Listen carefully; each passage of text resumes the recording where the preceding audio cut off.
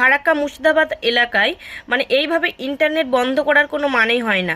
আগেও আগেও 10 থেকে 12 দিনের মতো ইন্টারনেট বন্ধ করা ছিল, আবারও সেই একই রকম ঝামেলা চলছে, সেই কারণে ইন্টারনেট বন্ধ করা আছে। কিন্তু ইন্টারনেট বন্ধ করলে কি সমস্যার সমাধান মিটে যাচ্ছে?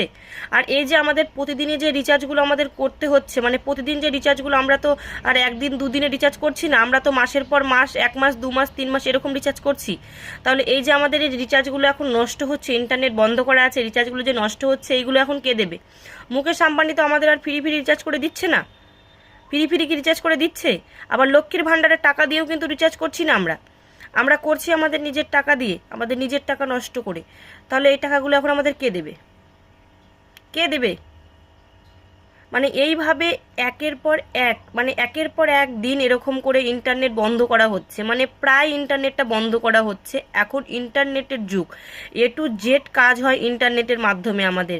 আর এরকম করে বারবার ফারাক্কা মুর্শিদাবাদ এলাকায় ইন্টারনেট বন্ধ করে দেওয়া হচ্ছে। এর একটা ব্যবস্থা করা দরকার, এইভাবে চলতে পারে না। এইভাবে এইভাবে কতদিন চলবে? মানে ইন্টারনেট বন্ধ করলে কি সমস্ত সমাধান হয়ে যাচ্ছে? মানে সমস্ত প্রবলেমের কি সমাধান হয়ে যাচ্ছে ইন্টারনেট বন্ধ করলে? আর আমাদের যে এরকম ইন্টারনেটগুলো নষ্ট হচ্ছে, এগুলো কে দেবে?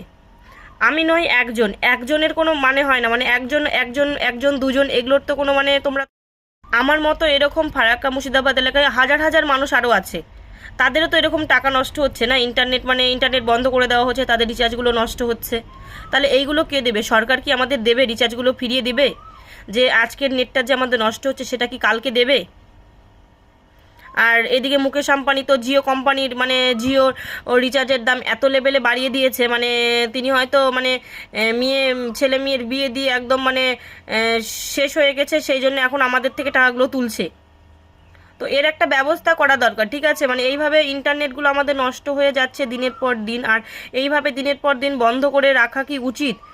একদিন দুদিন ঠিক আছে, এরকম দিনের পর দিন একভাবে 3 থেকে 4 দিন 5 দিন 6 দিন, আগের বারে যেরকম 10 থেকে 12 দিন বন্ধ করা ছিল, এইভাবে বন্ধ করে রাখার কি কোনো মানে হয়? তোমরাই বলো তো। মানে এর একটা ব্যবস্থা হওয়া দরকার, এইভাবে আর চলতে পারছে না।